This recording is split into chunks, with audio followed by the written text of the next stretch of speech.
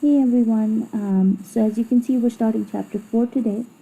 We're starting with section 4.1 where we're going to talk about exponential functions and their application.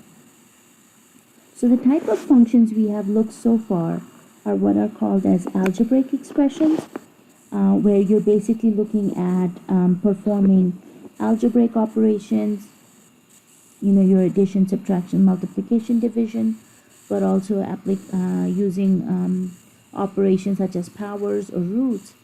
But now we're going to go into exponential functions, and then in the next section we'll look at logarithmic functions.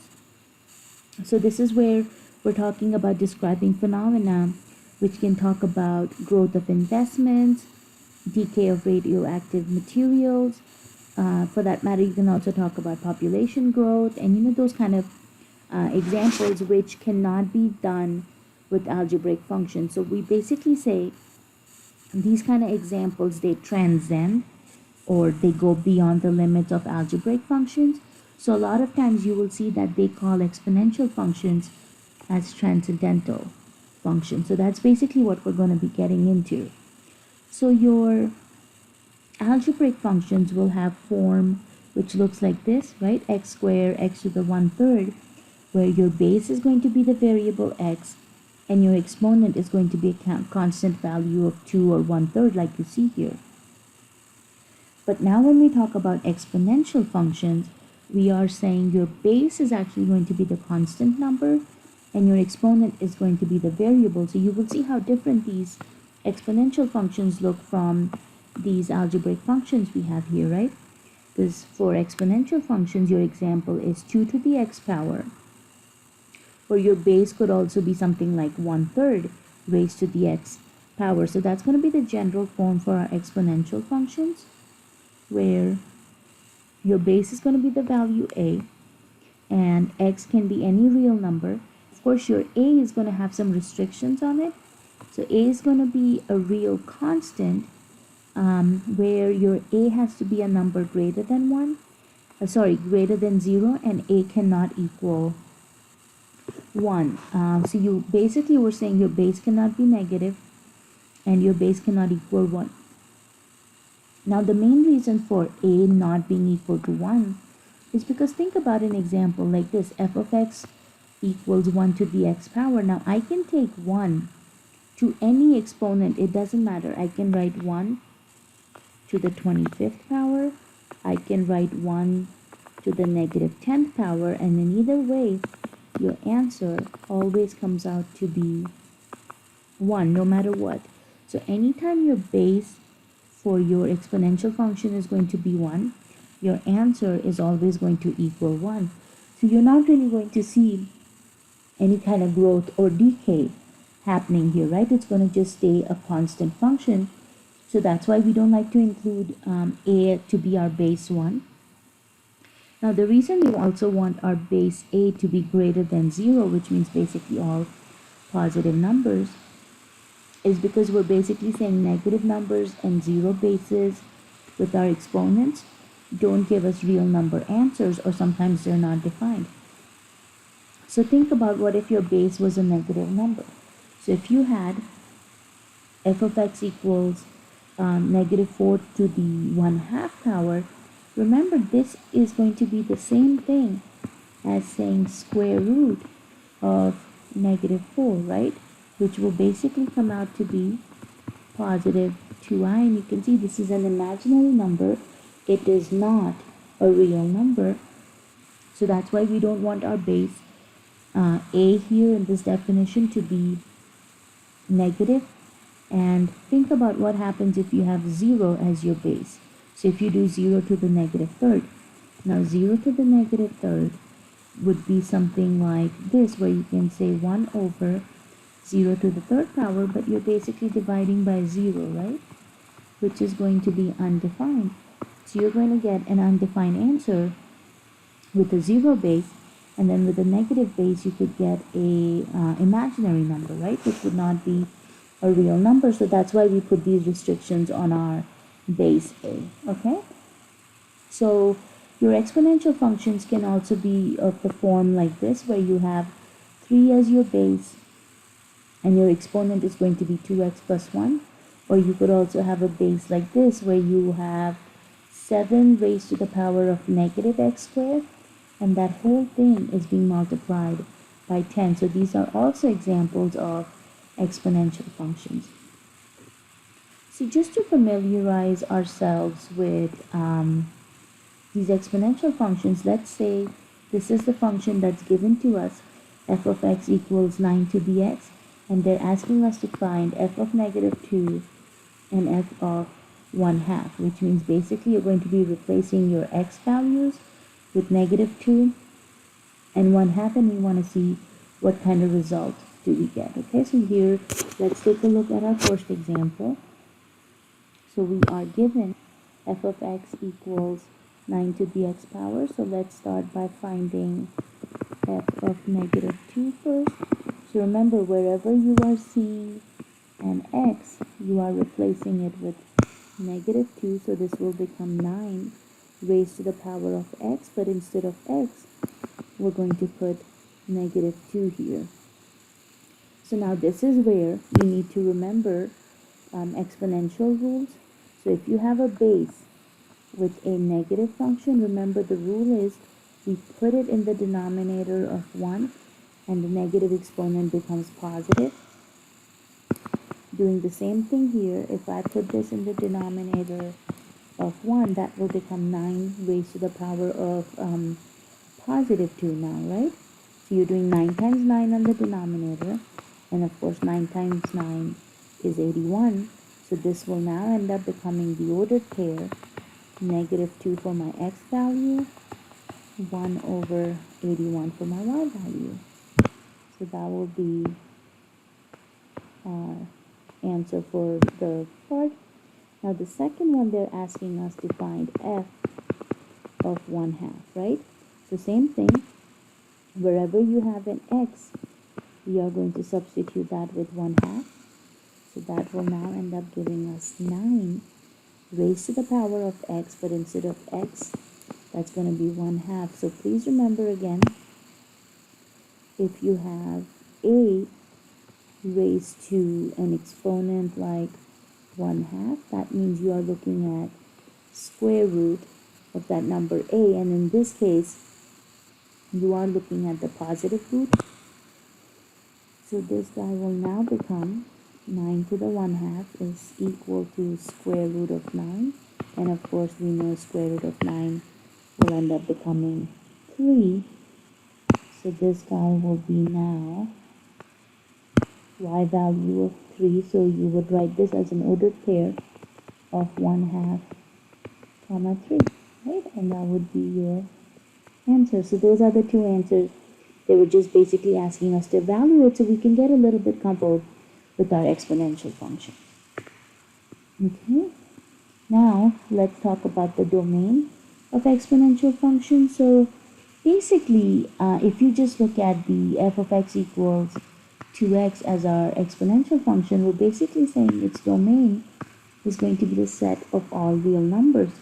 So we're actually saying you can have positive x values, you can have negative x values, you can have decimal x values, you can have rational numbers, irrational numbers. So this little calculation here is actually just going through and showing you how you can use 1.7 for your x, 17 over 10 for your x, which of course will then end up becoming this expression here, and you're still going to get an answer. And you can do different decimal approximations by using the square root of 3 value and just breaking it down into 1.7, 1.73, 1.732, 1.73205.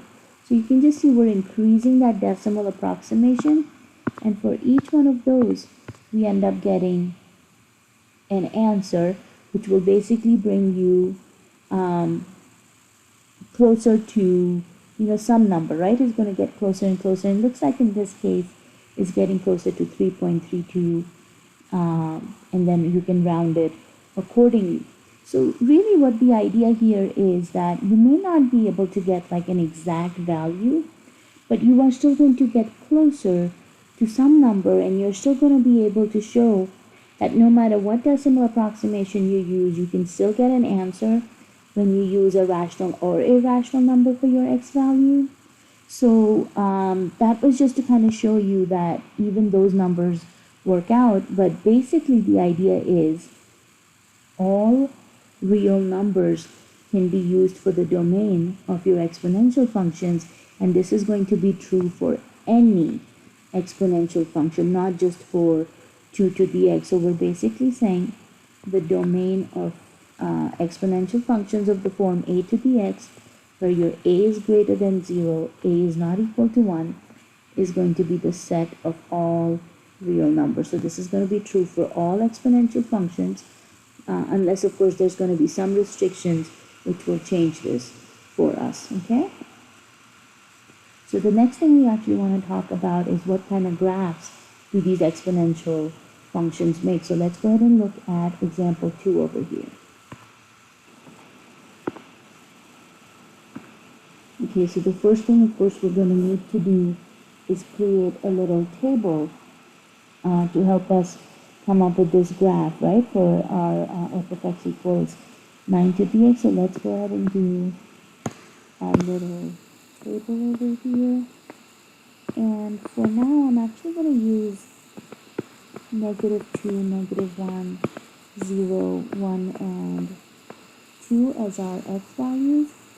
So basically, remember that means you are looking at 9 to the -2, and we just did that calculation here in problem number 1, right, which ended up giving us 1 over 81 as our answer. So you'll get 1 over 81 here, which will be approximately as a decimal 0.0123.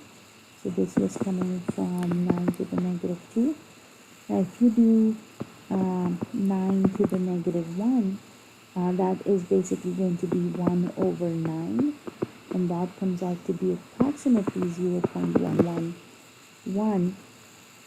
Now if again you need to go back and review, you should be able to review that anytime you raise a base to a 0 exponent, that answer always comes out to be 1. So in this case, when we raise our 9 to a 0 exponent, that's going to end up becoming 1.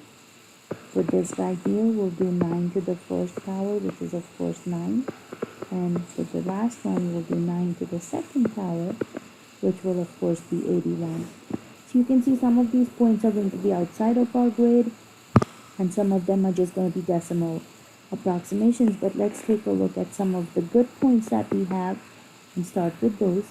So you've got 0 at 1, and then you've got 1 at 9. I've drawn a 9 by 9 grid over here, and then you can see at -1 we are at approximately 0.11111, just kind of closer to that x-axis there. And then as we get to -2, you are actually getting closer to the x-axis, because now we are at 0.0123. So what happens here actually is your graph will get really close to the x-axis, and this arm will go up here, and this will just keep growing. So you know what's actually happening here is as this arm of our graph on the left hand side is getting closer to the x-axis, you actually have a horizontal asymptote there for that exponential function 9 to the x. So yeah, so that's what's going to happen here. On the left hand side, we have a horizontal asymptote, and you know what, let me go ahead and write that down. So we have a horizontal asymptote at the x-axis.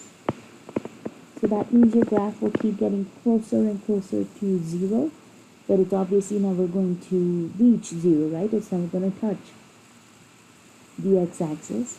Now, they were also asking us to find the domain and range for this function. We just got done talking about the domain.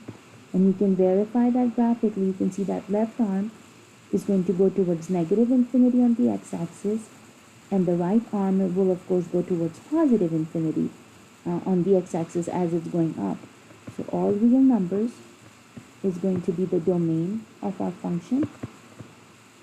Now, when we talk about range, of course you can see how this left arm of our graph is getting closer to 0, right? Which means your graph is starting at 0 but not including 0, and your graph is of course going to go up on the y-axis, getting closer and closer to infinity. So we will say this function has a range of 0 to infinity, not including 0. Now you may actually see examples of this where they ask you to solve this as limits. So they may say, okay, limit as x goes to positive infinity and x goes to negative infinity for this function. So when they're talking about x going to positive infinity, they're talking this arm on the right hand side, and you can see how that arm is going up, which means it's going up towards y, positive infinity. So this is going towards positive infinity. For the left arm of our graph, which is getting closer and closer to the x-axis, since this is where we have the horizontal asymptote, that tells us our graph is getting closer to 0, right? Now it's not going to include 0, it's not going to equal 0, but it's getting closer to 0. So we would say the limit is getting closer to 0. Okay, so you may actually see questions based on limits also, so this might come in handy. And then of course we've got our domain and range calculations over here. Now, one other thing that you should notice is that we have the y-intercept where our graph is crossing the y-axis at that point 0, 1, right? So we also have y-intercept on this graph at the point 0, 1. Okay? Alrighty, so this was our example number 2. Now they are also asking us to graph f of x equals 5 to the x, and again talk about its domain and range, right? So let's take a look here at number 3. So we're going to do the same thing, start out with our table, and I am also going to use the same points, -2, -1, 0, 1, and 2. So again, for the first one, you are taking 5 and raising it to -2. So again, using our negative exponent rule, this will become 1 over 5 squared, which of course becomes 1 over 25, or as a decimal, it's going to be 0.04. If we did 5 to the -1, that of course becomes 1/5, which would be equal to 0.2. 5 raised to 0 will again become 1, 0 exponent rule. 5 raised to the first power is 5.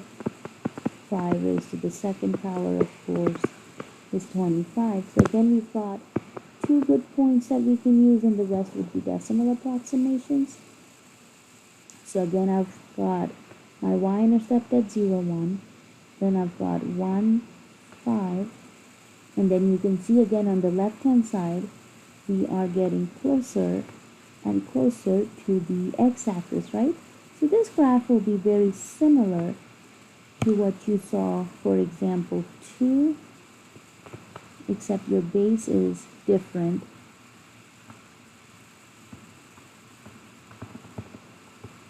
Right, so this is going to be the function y equals 5 to the x. So again, you should notice that horizontal asymptote.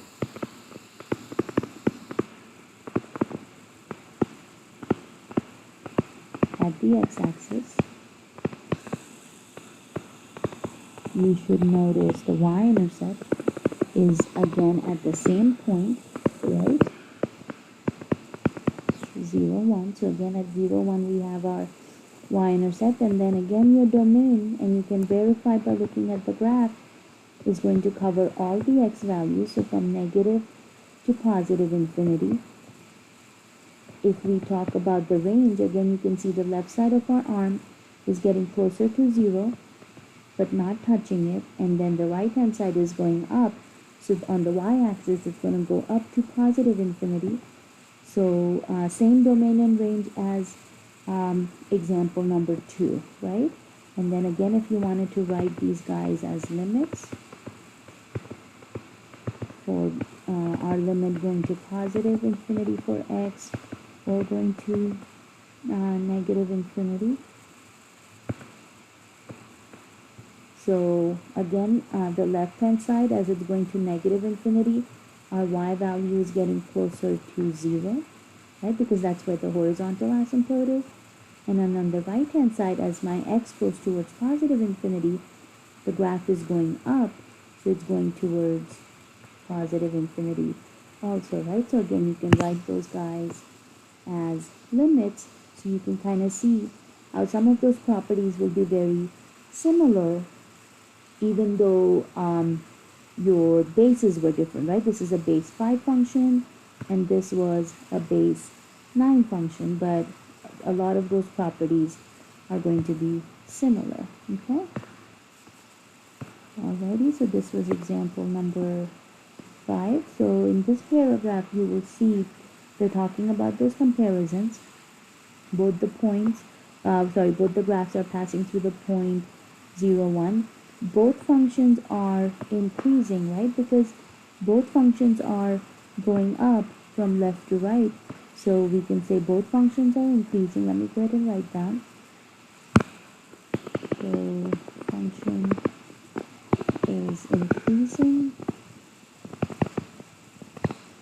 Same thing for number 2.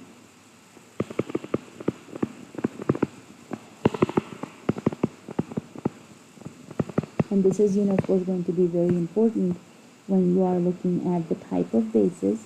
Both functions have x-axis as the horizontal asymptote.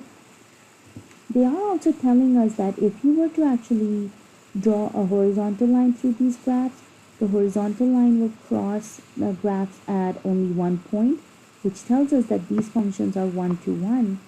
And that is important because if these functions are 1 to 1, then you can basically find their inverses, right? And that's going to play an important role in this chapter also.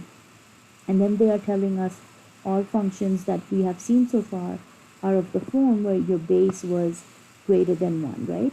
So what's going to happen is any exponential function that has a base greater than 1, you're going to see these same similarities in the graphs of those functions also.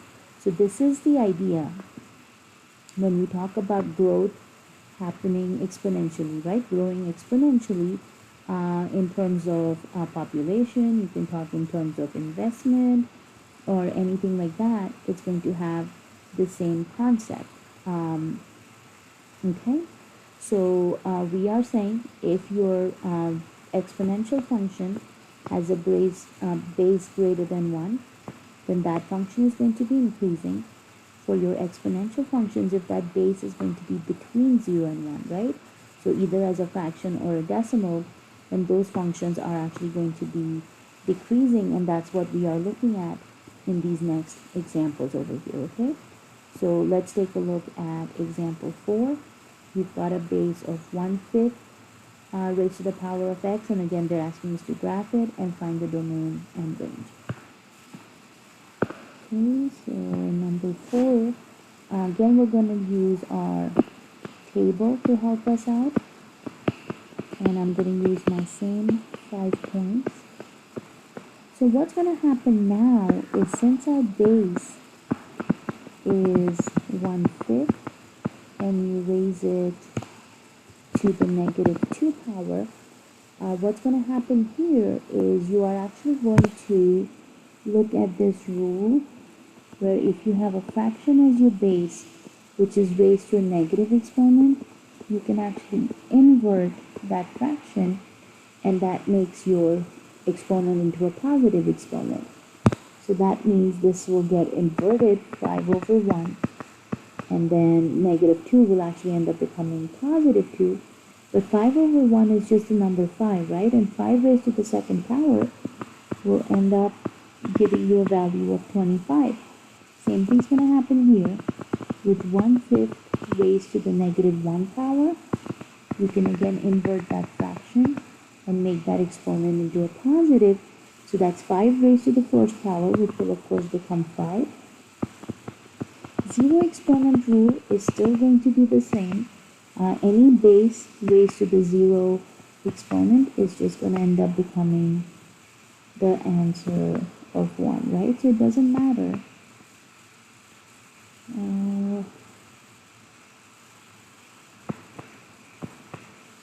what your base is. You're basically going to end up getting 1. And then here, raising 1/5 to the first power will of course be 1/5, or as a decimal 0.2. 1/5 raised to the second power will now give you 1/25, and again as a decimal that's 0.04. So now what's going to happen when you graph this function? These would be our 2 good points to use, and then we'll use the decimal approximation. So at -1 we are at +5. 0, 1 is still our y-intercept, but now at +1 we are getting closer to the x-axis. +2 we're getting even more closer to the x-axis. So this graph, remember, since your base is between 0 and 1, is going to be a decreasing function. So you will see how that direction of our graph has changed, and we now have a decreasing function, and that's because of that base being 1/5. But you will still notice that now the right hand side of our graph is going to get closer and closer to the x-axis. So your horizontal asymptote is still going to be at the x-axis. Okay, the other thing you should notice is that our y-intercept is still at 0, 1. So that location has not changed. However, now our function is decreasing instead of increasing, right? Obviously, the other thing we can talk about is the domain and range for these functions. So domain, we're still using all the x values, so you are still looking at all real numbers for your domain. Even though the direction of our graph changed, we're still getting closer and closer to 0 towards the x-axis, right? So we are still kind of starting at 0, and the left-hand side of our graph is still going up to +infinity. So this is still a range of 0 to +infinity, not including 0. Now, if we wanted to write these answers with limits, for x going to infinity, this would be 1/5 to the x power, and limit as x goes to -infinity. Now, of course, since these are decreasing functions, it's going to make a difference, because as your x is going to +infinity, that's where our graph is getting closer to the x-axis, right? Because that's where we're getting closer to our horizontal asymptote. So now, as x goes to +infinity, your graph is actually getting closer to 0.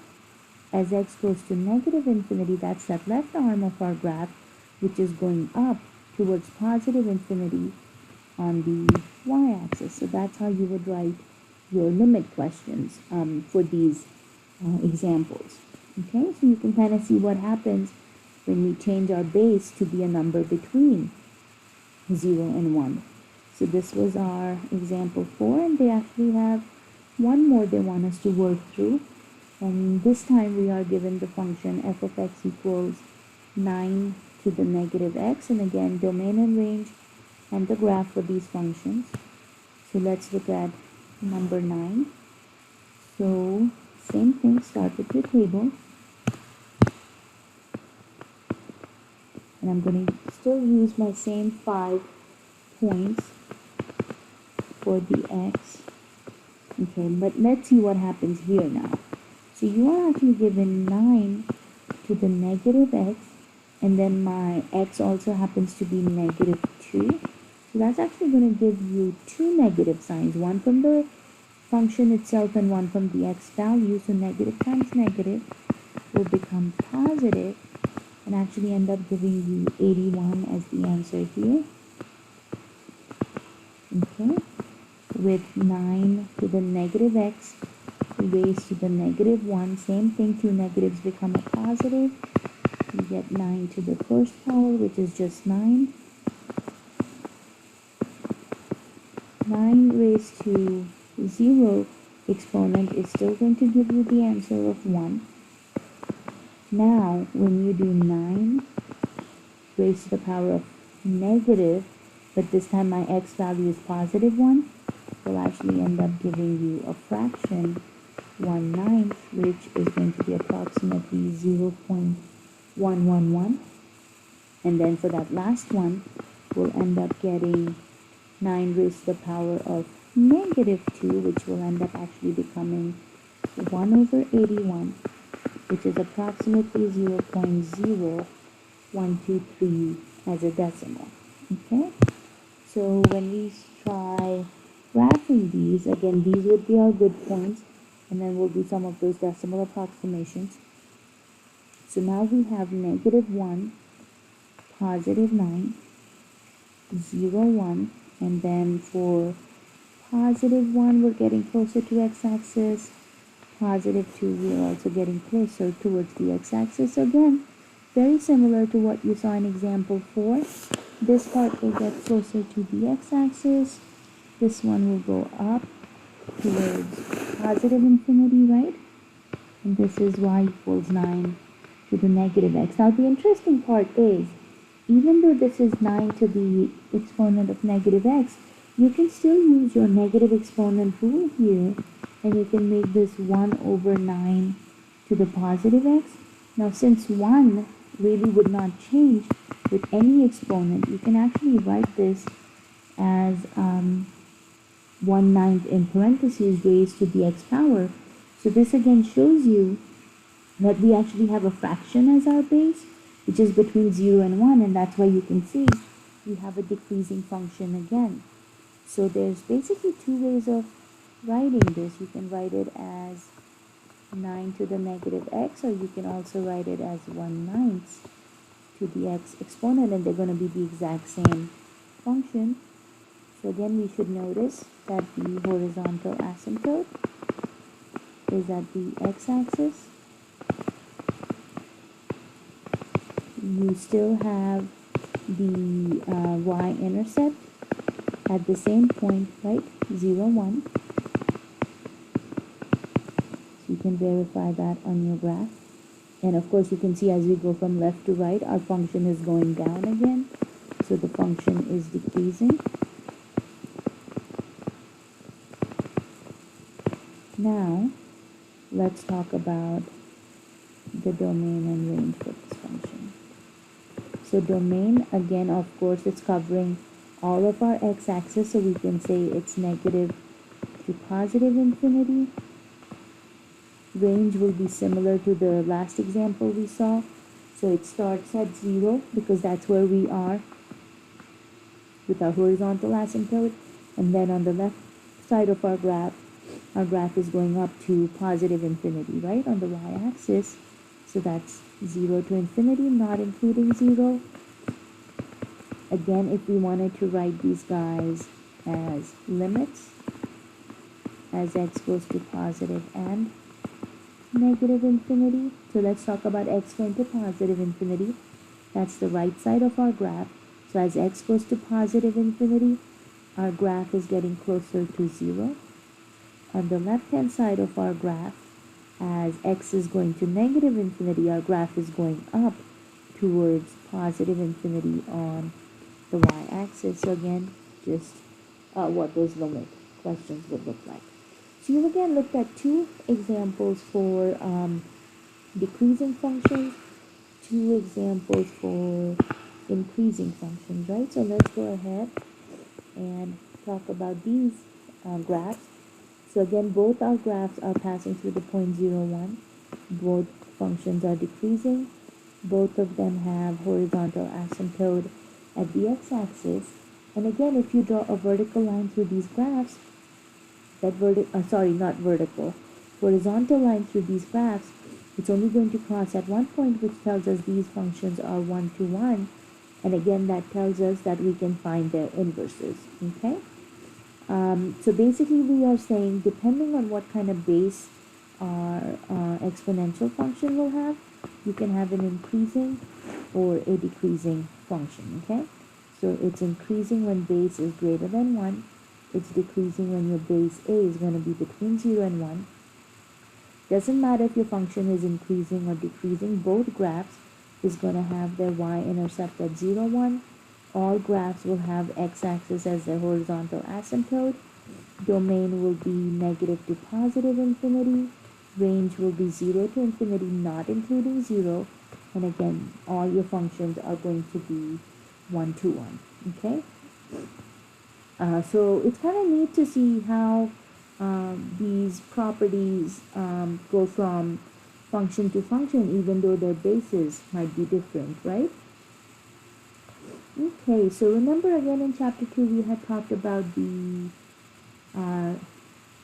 transformations, vertical translation, horizontal translation, stretching, shrinking, reflection.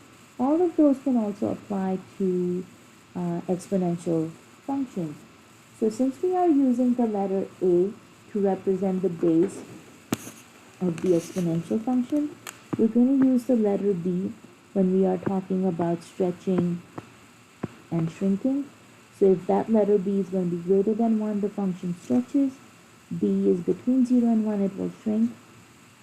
If your h value here that you're adding to your exponent or subtracting from your exponent, so if the h value itself is going to be a negative number, your graph will move left. If h itself is positive, the graph will move right. So remember, in this x minus h, you have to go with opposite signs.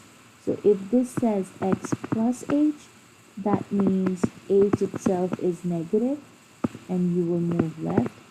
If you see x minus h, that means h is positive and you move right. Okay?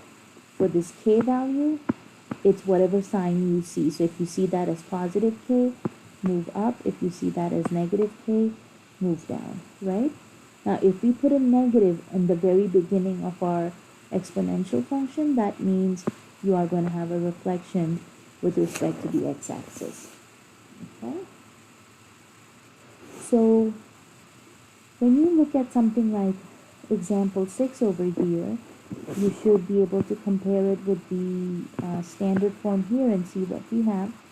So this plus 1 is going to be our k value, and since that's a positive one, k is positive, which means your graph will move up.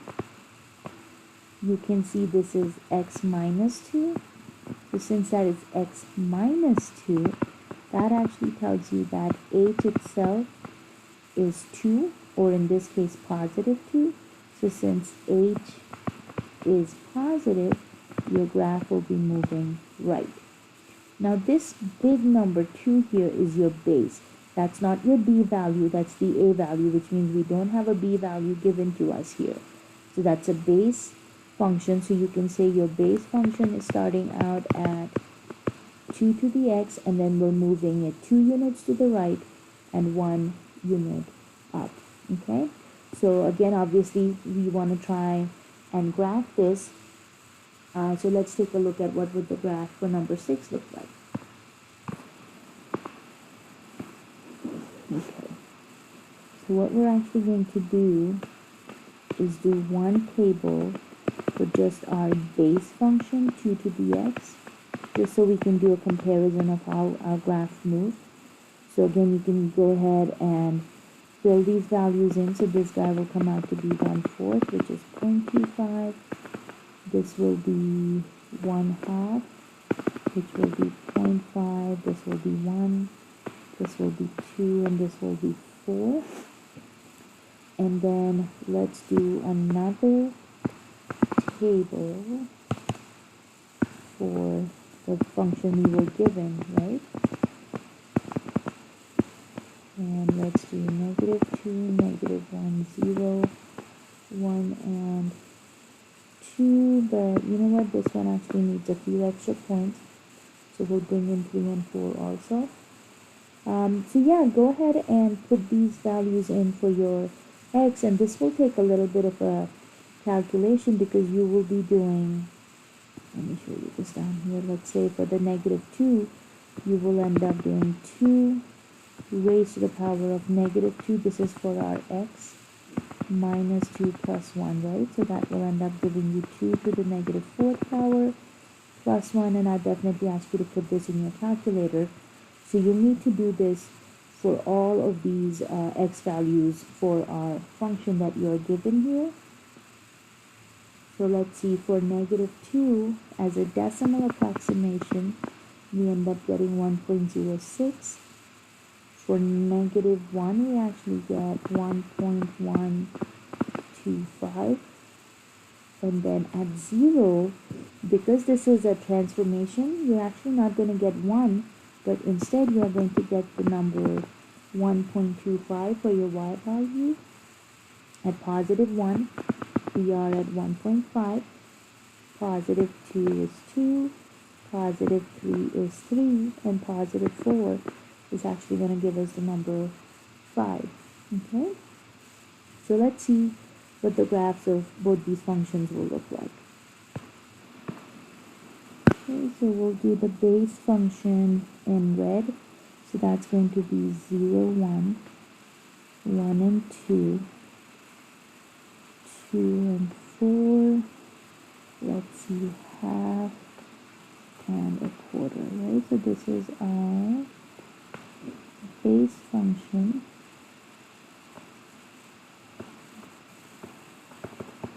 Okay, now let's see the function we are trying to graph, which is 2 to the power of x minus 2 and then plus 1 at the end.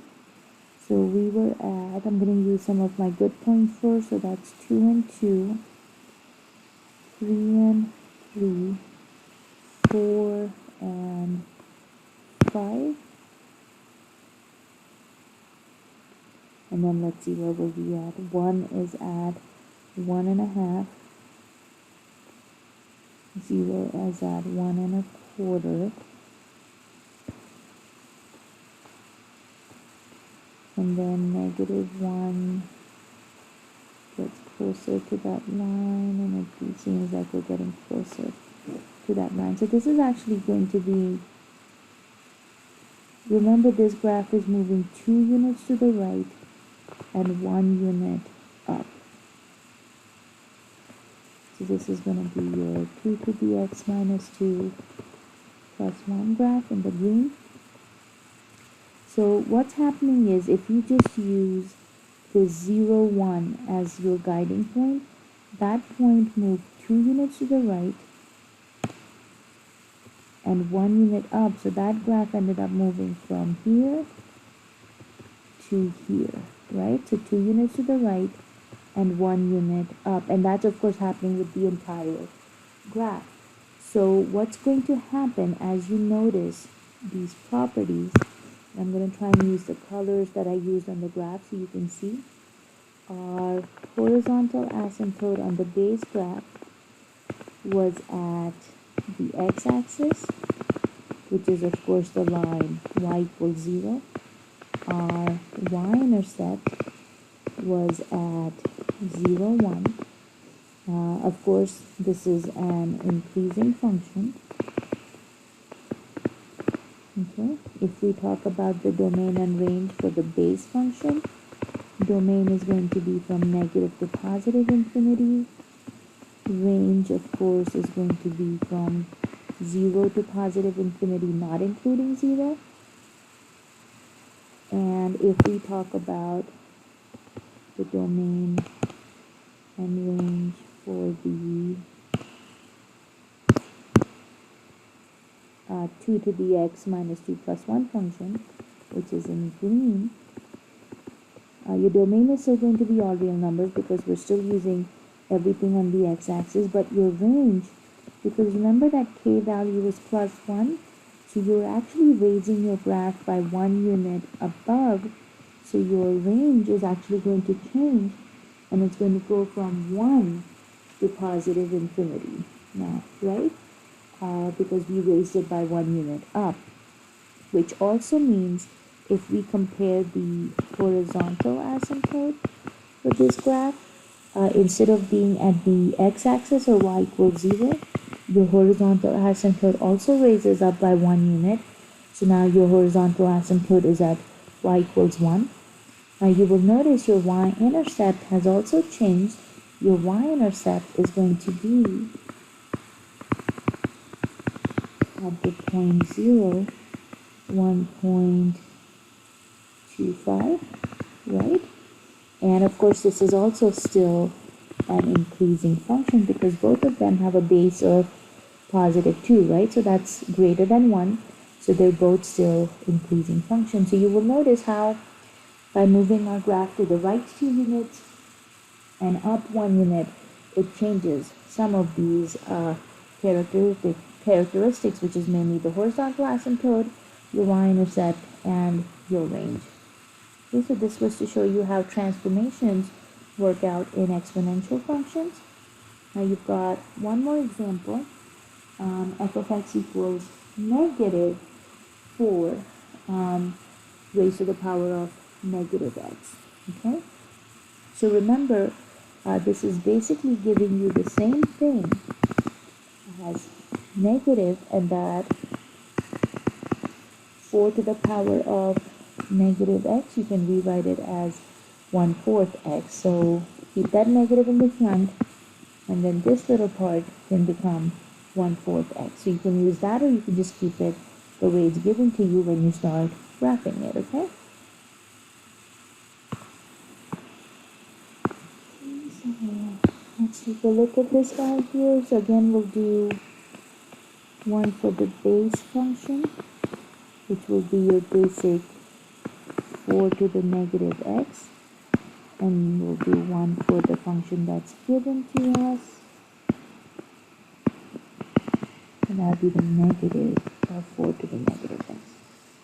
Okay, so again for this base function, I'm going to use -2, -1, 0, 1, and 2, and I'm actually going to use those same points for my x value here. Okay, so let's see, for this guy, I'm actually going to end up getting, because it's going to be basically 1/4 to the -2, so this guy will actually become 16. This will become 4. 0 to the 0 as your exponent will give you 1. This will give us 1/4 or 0.25, and this guy will give us 1/16, which will be 0.0625. Okay? Now, basically what's happening from your base function to the function that's given to us is you're actually given only this negative sign in the front, which means all of these y values will just end up becoming negative. So you're literally just getting a reflection on your base function. Okay, so let's take a look at again what these functions will look like. So we'll start with the original. So I've got -1 at +4, 0, 1, +1 at 1/4, +2 at 1/16. So this is kind of what our original graph will end up looking like.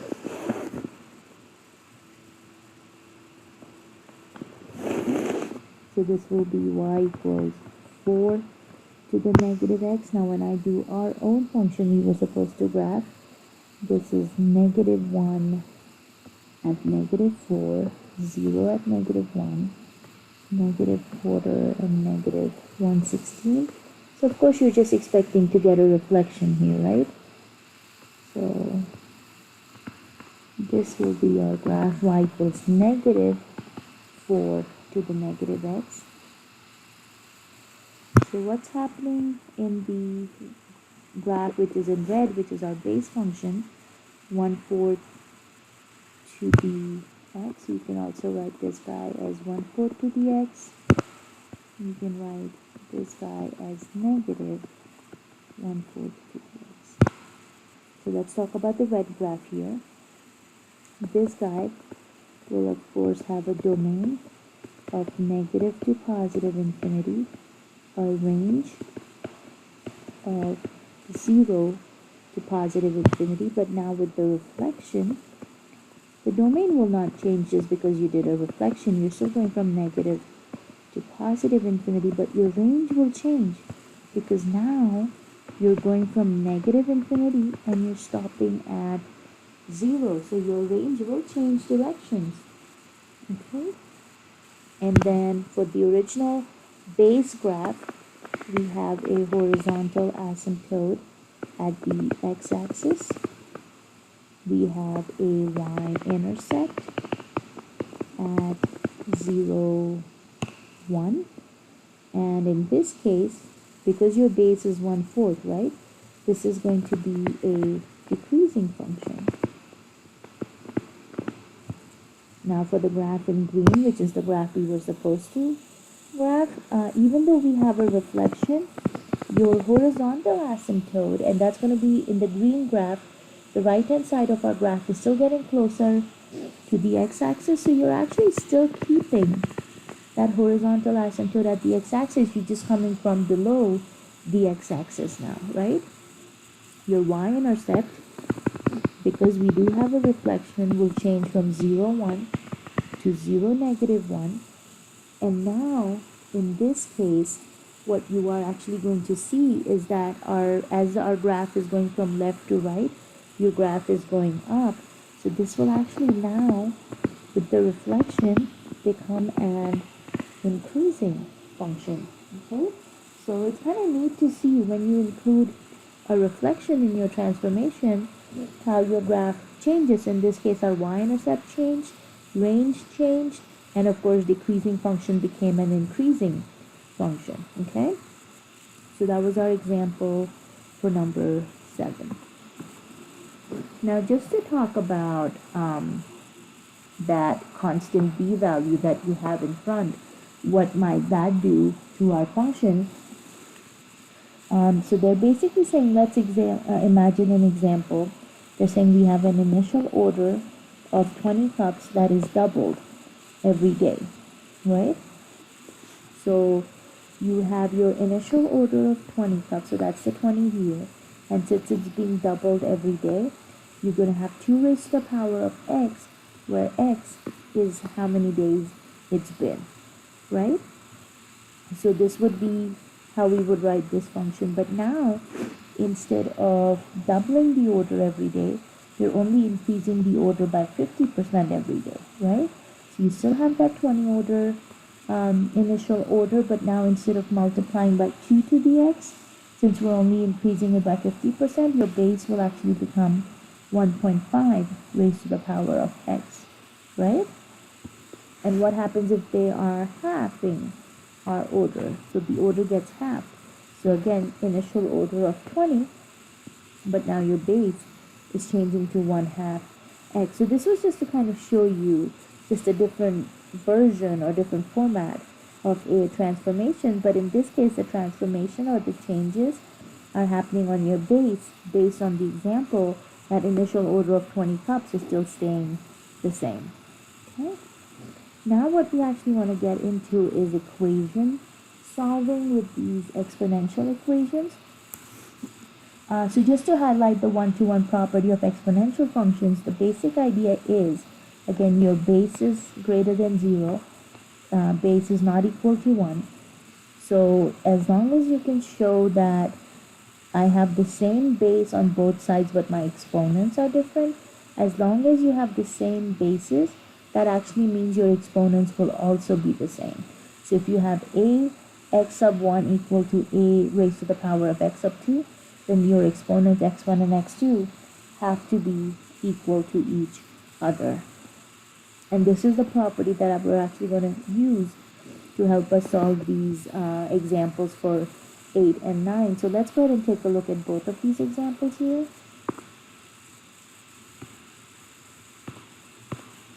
Okay, so we're starting with number 8. So what we have to do is we have to get this to look similar to this format so that we can say x1 is equal to x2. That's a symbol we use for therefore. So the first thing we're actually going to do is I'm going to take this 8 and bring it to the same numerator side as our base 2 because I want them to be on the same level. So this 8 right now is raised to the first power, right? So you can actually bring it up as 8 to the first power, or I actually like to do is this instead. What I like to do is rewrite that number 8 as a base 2 because, you would have to do that up anyways. So you can do it now instead of doing it later. So the number 8 is basically the number 2 multiplied into itself 3 times, right? 2 times 2 is 4, 4 times 2 is 8. So you can actually write the number 8 as 2 to the third power. So that's the first thing I would actually do, is go ahead and rewrite that 8 as 2 to the third power. And this guy actually should be an x here. And then to bring it to the same level as my base 2 on the left hand side, I'm going to take this 2 to the third power and bring it to the numerator. And since I'm bringing it to the numerator, that exponent is actually going to end up becoming a negative number. So this is your reverse of the negative exponential rule. Since my base was already in the denominator and I'm bringing it back to the numerator, it's going to change sign. So the positive base will end up becoming negative again. But this is what we have, right? Both my bases are now the same. So I can use my one-to-one property for exponential functions. So by the one-to-one property, I can now say that exponent negative x is equal to that exponent negative 3. So I'm basically using this property to help us out here. And then we just have to get x by itself. So go ahead and divide or multiply both sides by negative 1. So negative times negative will become positive. And you end up getting x equals 3. So this is actually how we end up solving our exponential functions, and now we have an answer for that variable x. Okay, so that's x equals 3. Let's go ahead and take a look at our example 9 also while we're here. So it's the same kind of setup, they're just writing it a little bit differently. So they're telling you f of x equals 3 raised to the power of 4 minus x, and f of x equals 1, 9. So it's that same f of x function. So you can actually go ahead and set these guys equal to each other. So we can say 3 raised to the power of 4 minus x is equal to 1, 9. So you can actually just set these guys equal to each other. Now same thing, you can write the number 9 as 3 times 3 or as 3 squared. So let's go ahead and rewrite that as 3 squared, and then just like you saw in the previous example, you need to bring it from the denominator to the numerator level. So that will actually make it 3 to the negative 2, right? So again, just by bringing it from the denominator to the numerator, you have to change the sign on your exponent. And then again, now that both my bases are 3 and 3, I can now apply the one-to-one property again.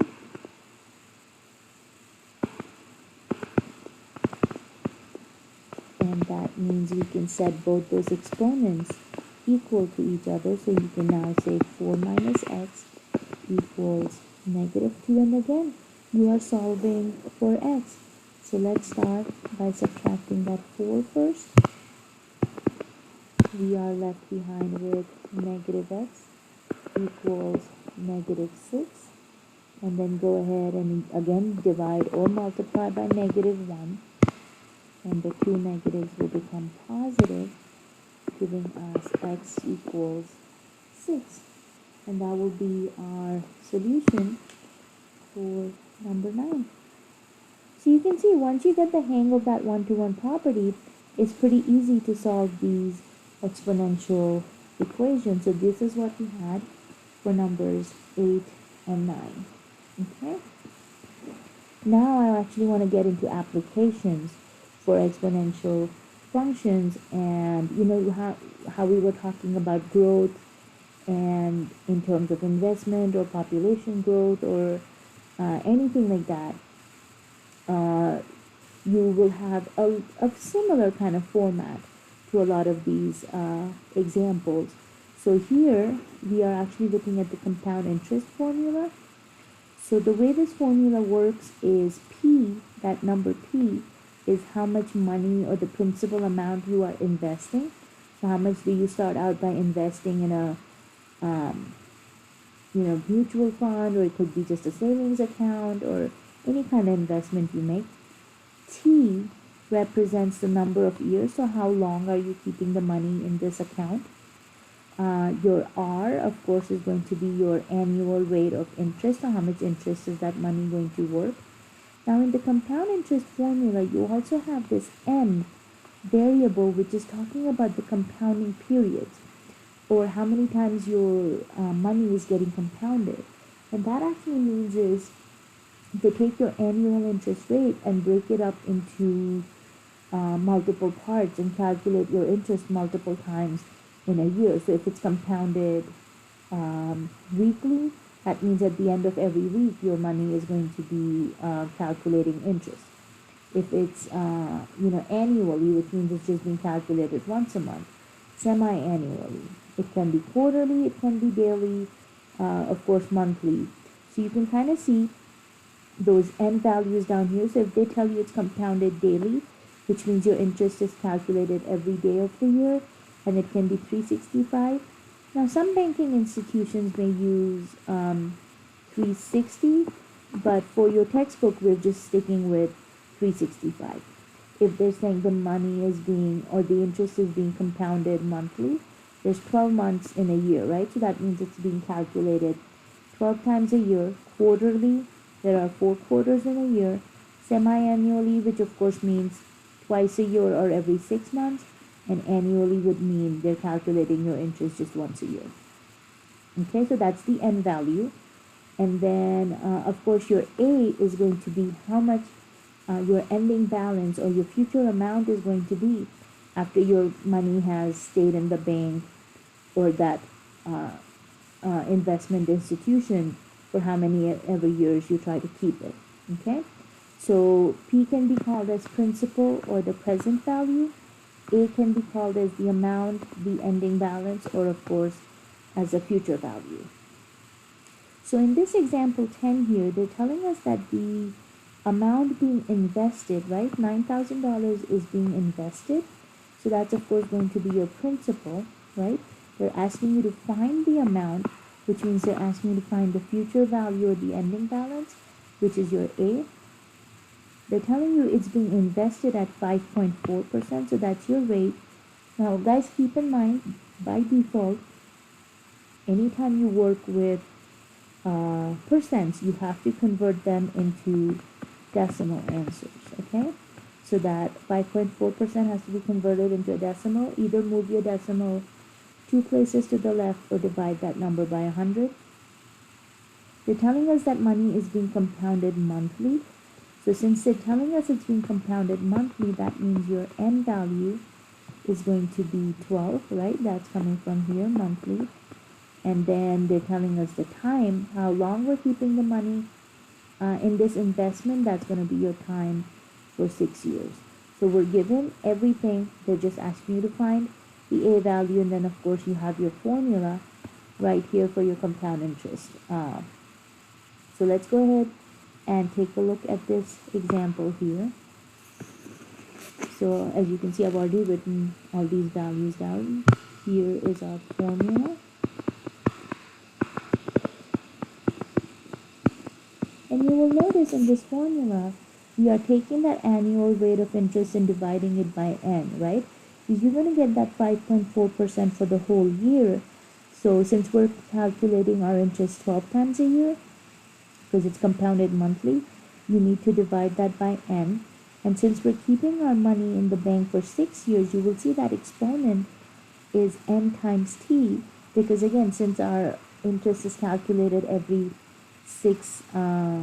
in those 6 years, every month, we have to actually figure out how many times the interest got calculated. So that's why you're multiplying that N times T on your exponent. So let's go ahead and put in all the numbers that we know.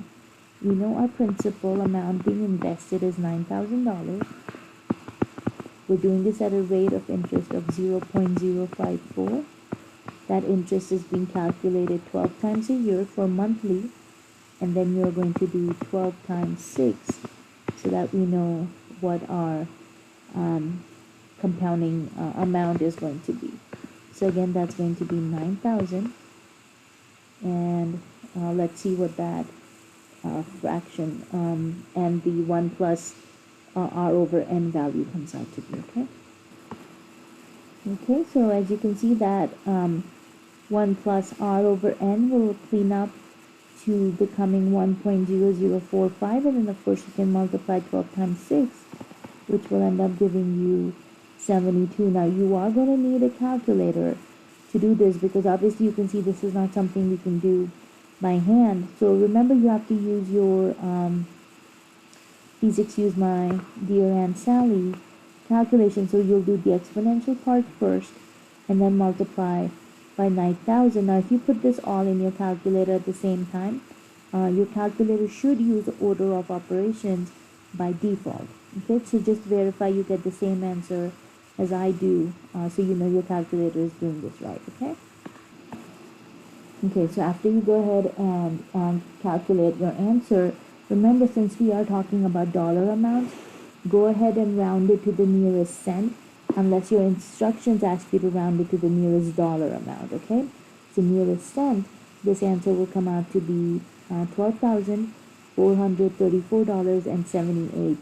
So after keeping it in there for 6 years at an interest of 5.4% compounded monthly, your $9,000 will grow into $12,434, right? So remember, out of that $12,434.78, $9,000 is the money you put in. So technically you have additional amount of $3,434.78 that you earned in interest.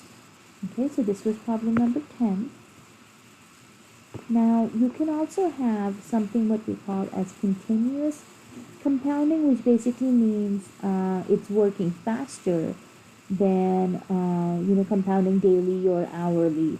You're kind of thinking of it even working faster than every second, right? Because it's going to be continuously calculating your interest for as long as you keep the money in that account. So what happens here, and you can kind of follow this little table over here, they're showing us, okay, let's say we started out with $10,000.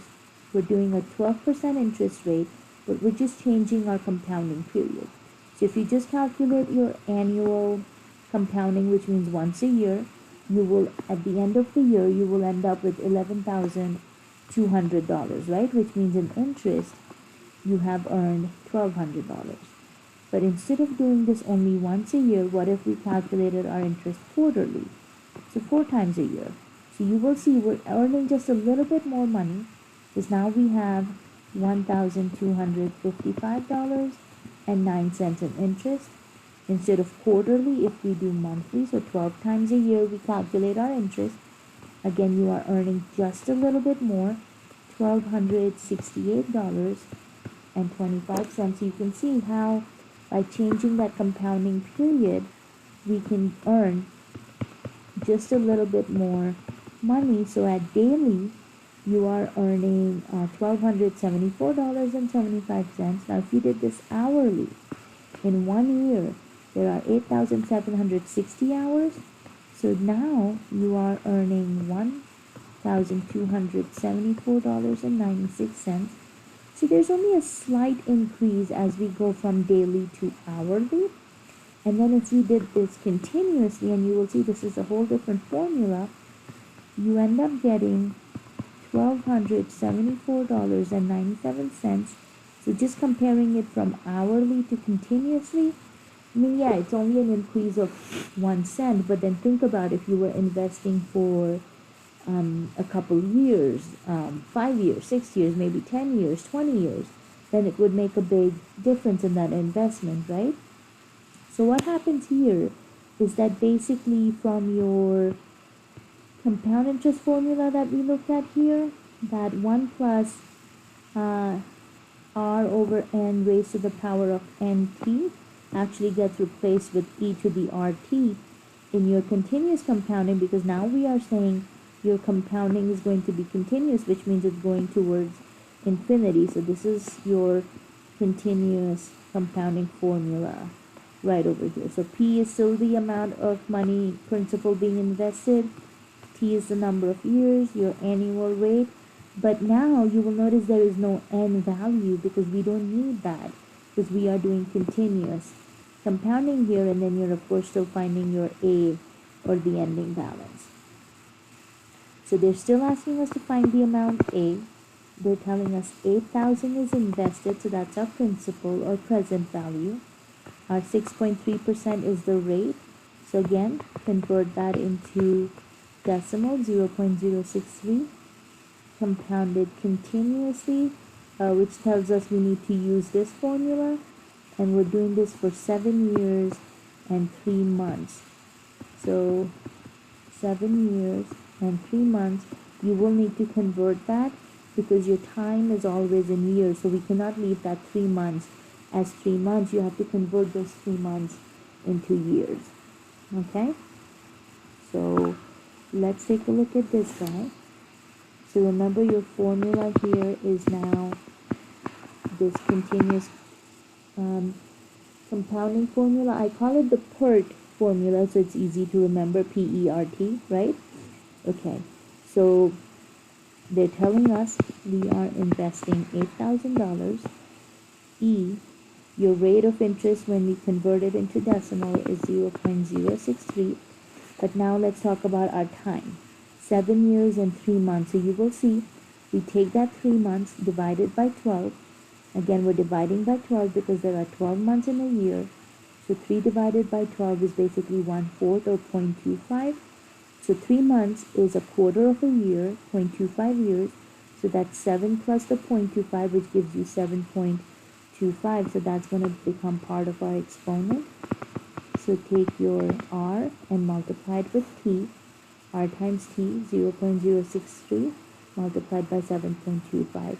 Now this number E is the natural number E on your calculator. So either you should see an e to the x t, or you may have a little e with just a square on its exponent.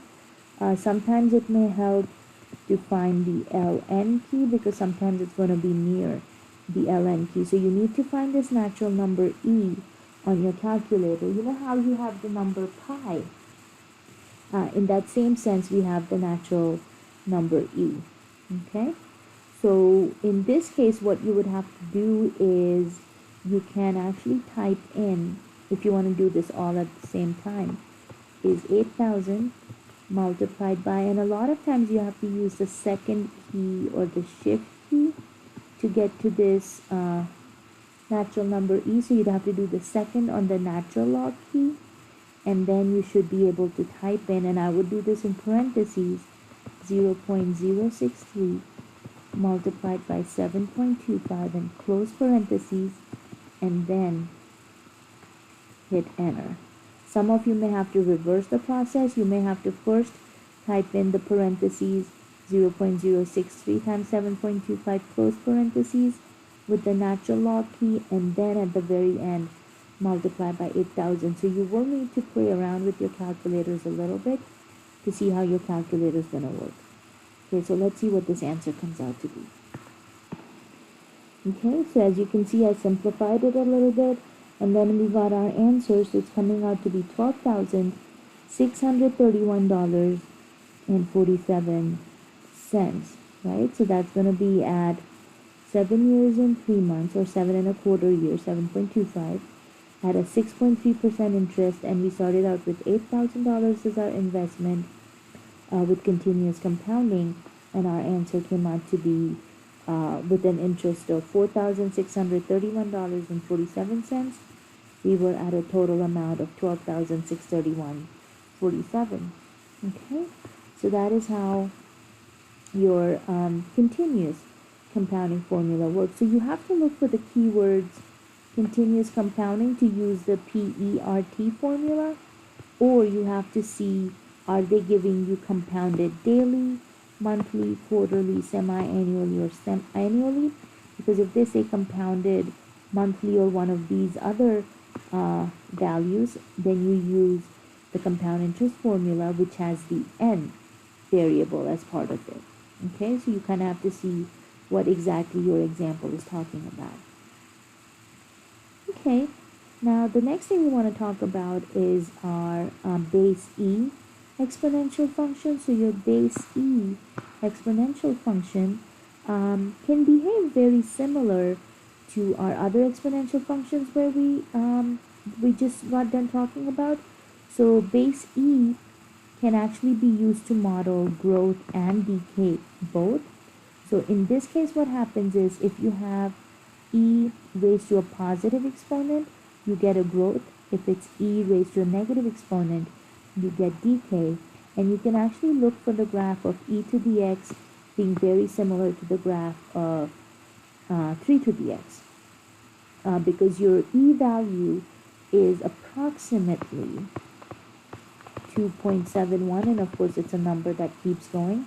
But as you can see, 2.71 is going to be very close to the number 3, so that's why these graphs look very similar to each other.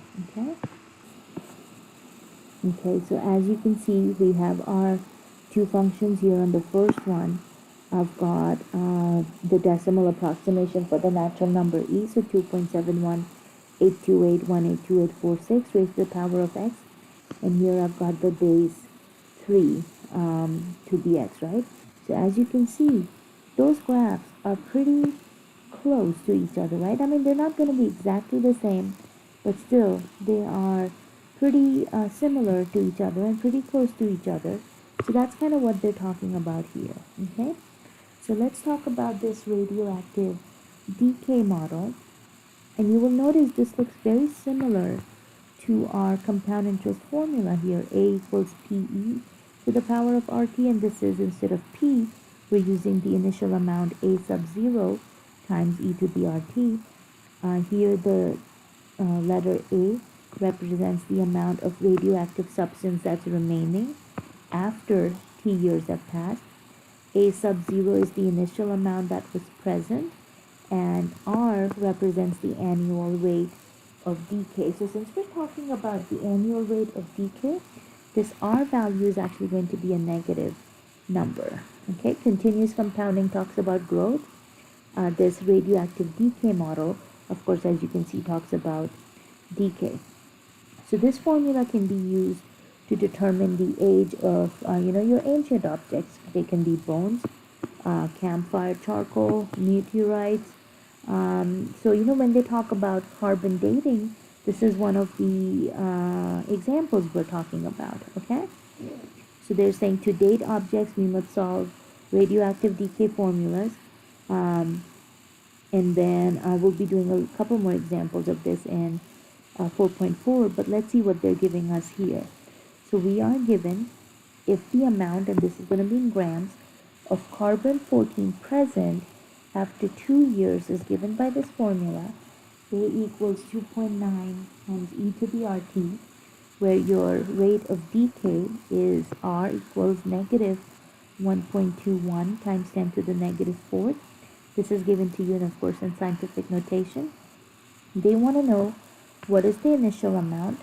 So when they're talking about initial amount, they want to know how much material was present when we were at the beginning, so at time 0 basically, and what amount is present after 65 years have passed, right?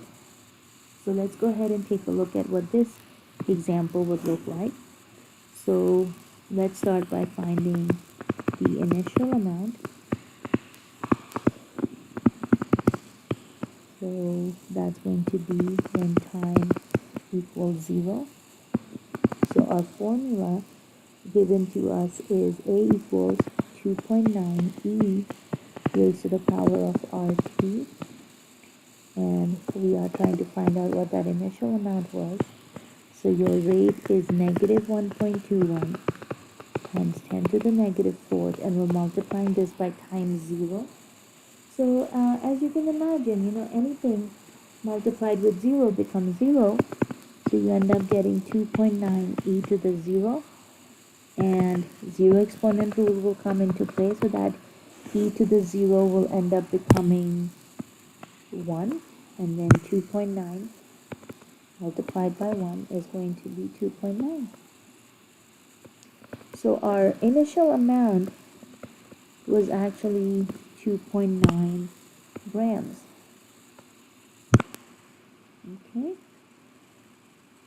Okay, now after 6,500 years,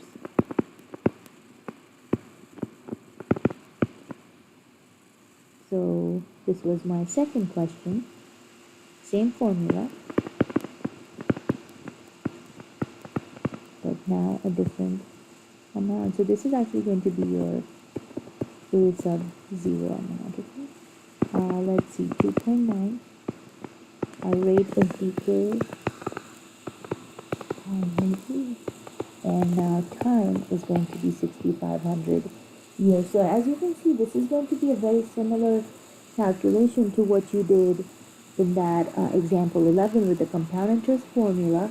So again, if you want to simplify this, you can. If you want to try typing this at the same time in your calculator, you can kind of see that. So go ahead, take a crack at it and see if you get the same answer as I do. This will come out to be approximately 1.3 grams. So after 6,500 years, you will have 1.3 grams of carbon-14 left behind.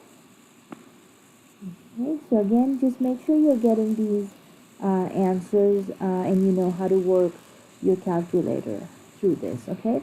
So the first calculation you will have to do is make sure you're multiplying these, and whatever answer you get from here, you're going to raise your e to that power and then multiply by 2.9. Again, if you can type that whole thing in your calculator at one time, definitely give it a go. Alright guys, so this was the last example from our 4.1 section. So again, look through these, let me know if you have any questions, and then I'll go through any questions or any concerns you have about this section. Okay, alright guys, have a wonderful day. Be careful, and I will see you in class. Bye-bye.